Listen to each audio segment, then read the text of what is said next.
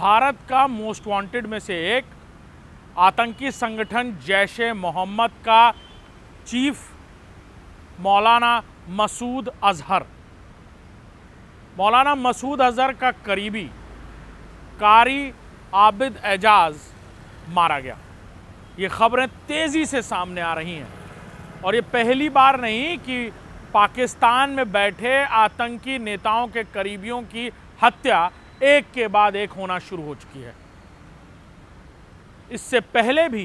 मौलाना मसूद अजहर की बात करें या फिर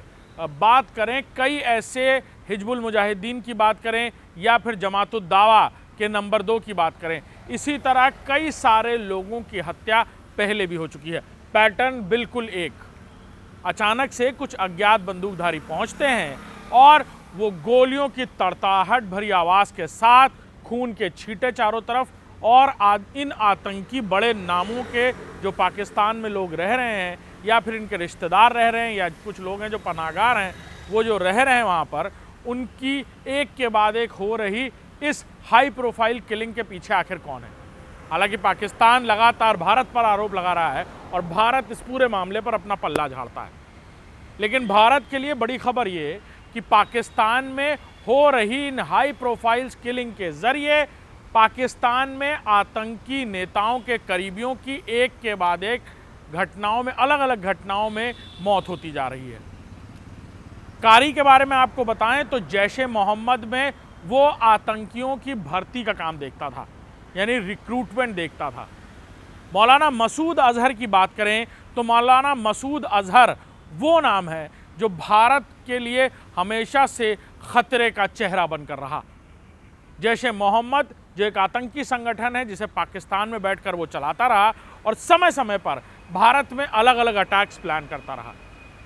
91 में पार्लियामेंट अटैक हो या फिर 26/11 अटैक, हर बार मौलाना मसूद अजहर का नाम सामने आया है। मौलाना मसूद अजहर के बारे में बताया जाता है कि वो मूलतः भले ही अमेरिका का रहने वाला हो, लेकिन वो रहने वाला कश्मीर के इलाके का था और फिर वहाँ से वो अमेरिका, उसकी फैमिली बस गई और फिर वहाँ से उसने पाकिस्तान, ISI और फिर कई सारे आतंकी संगठनों के साथ जैश-ए मोहम्मद को खड़ा किया।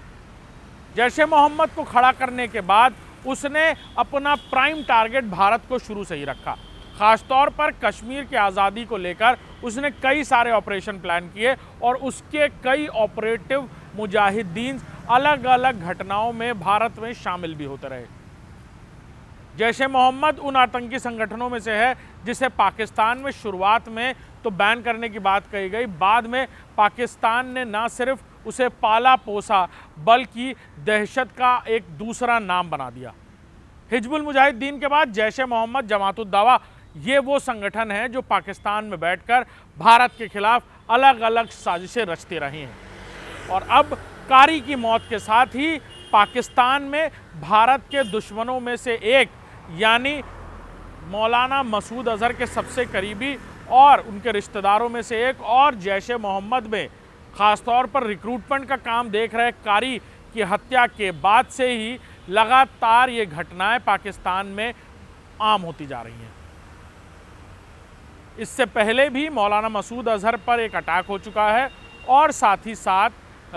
जैश-ए मोहम्मद के अलावा जमातुद दावा के नंबर 2 की भी हत्या इसी तरह की गई थी,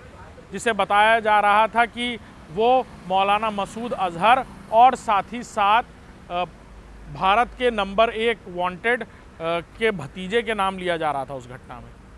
और इसी तरह ये घटनाएं लगातार होती जा रही हैं और पाकिस्तान में अब आतंकी नेता एक के बाद एक इस हाई प्रोफाइल किलिंग के शिकार होते जा रहे हैं। एक वजह ये भी सामने है कि पाकिस्तान में अस्थिरता, यानी कहा जाए सिविल वॉर का अंदेशे के चलते भी ये हो रहा है। एक बड़ा तबका पाकिस्तान में ये मानता है कि इन आतंकी नेताओं की वजह से भी पाकिस्तान का माहौल या फिर कहा जाए पाकिस्तान की अस्थिरता या फिर पाकिस्तान के अंदर कत्लेआम और गारत का जो माहौल है वो इन आतंकी नेताओं की वजह से भी बना हुआ है। देखना होगा कि पाकिस्तान में अस्थिरता का दौर, एक तरफ बलूचिस्तान को अलग देश बनाने की मांग और फिर इन हाई प्रोफाइल आतंकी नेताओं के करीबियों की हत्या का सिलसिला कब तक जारी रहता है। नमस्कार।